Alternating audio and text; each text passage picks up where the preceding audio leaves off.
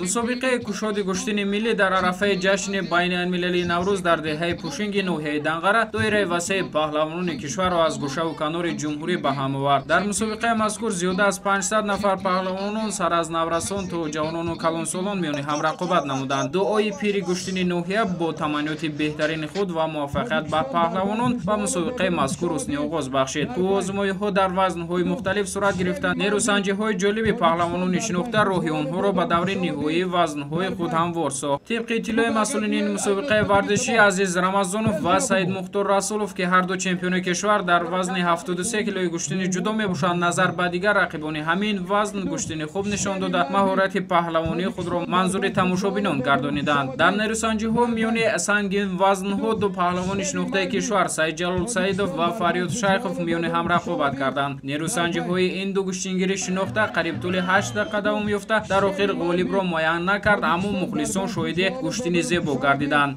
Дар хотима ба варзишгарони беҳтарин тӯҳфаҳои арзишманд тақдим карда шуд. Қайд кардан ба маврид аст, ки баҳри тамошои мусобиқаи мазкур аз тамоми гӯшаву канори мамлакат мухлисону ҳаводорони ин навъи зебои варзиш ҷамъ омада буданд. Ёдовар мешавем, ки мусобиқаи мазкур аз ҷониби мақомоти иҷроияи ҳокимияти давлатии ноҳияи Данғара роҳандозӣ гардида буд.